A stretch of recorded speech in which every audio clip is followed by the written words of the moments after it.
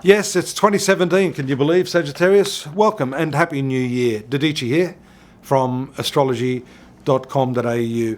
It's a fact that unless you feel worthy in yourself, you're not really going to make the best of the opportunities that life has to present.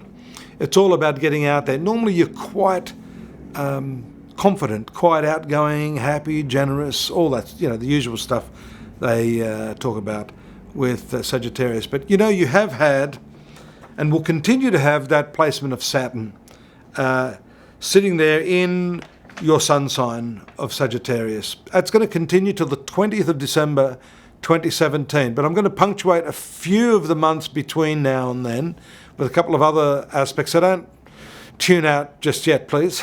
I do have some good news for you. And believe it or not, even though I'm saying that this is a bit trying, it pulls you back, it diminishes your self-confidence, there is an old saying that says that by which a man falls, a man rises.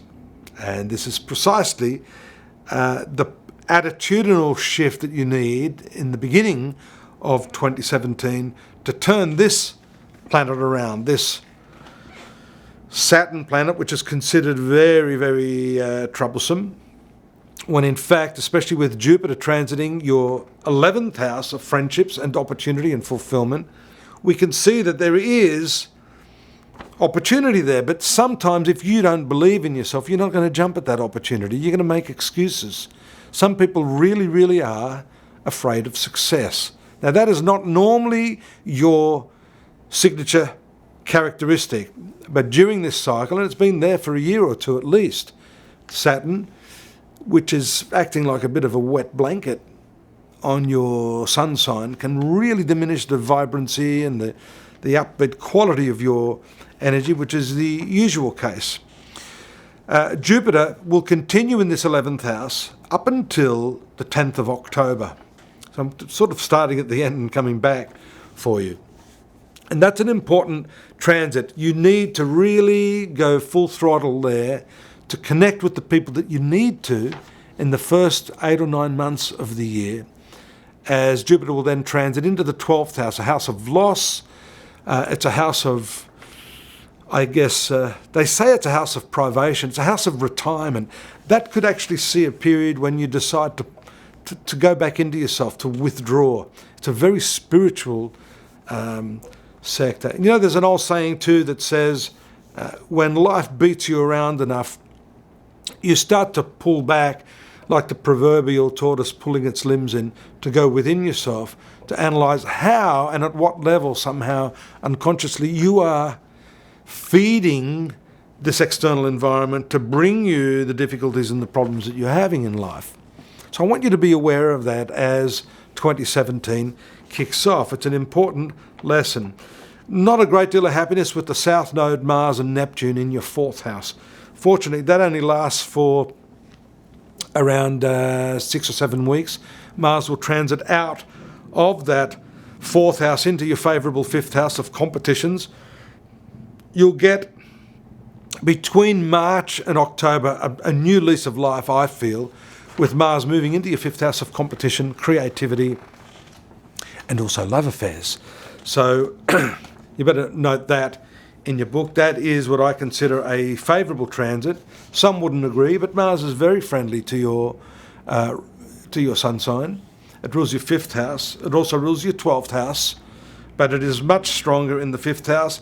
It will also make an explosive conjunction shortly after that with Uranus, which I'll get into down the track at the beginning of February and then into March to tell you how that's going to pan out.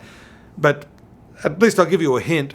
The position of Uranus there is just such an unexpected twist to either an existing relationship or to some new relationship that may cross your path. So that's an important one for you. And the transit of Mars out of that is good because while it's with Neptune, it does indicate to me some confusion about matters around the home, especially issues surrounding your mother, because the South Node is there. That's your karmic point.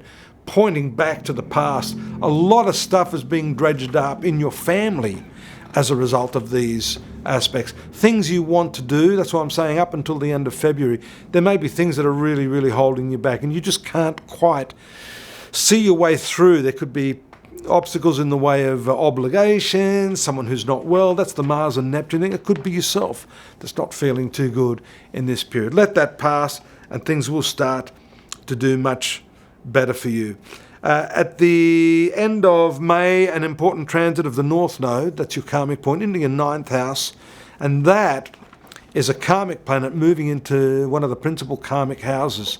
Your past karma, your future karma are all converging at this time, and you'll see that whatever activities you've performed in the past, thought, word and deed, will start to fructify. That is when you will start to see the results of your karma big time. Middle of the year is what I'm thinking there, Sagittarius. So I'm hoping you're going to stay put with me here. We see just one last thing, the commencement of the year with the transit of Mercury, Sun and Pluto shows that there's a bit of an intensification of your relationships.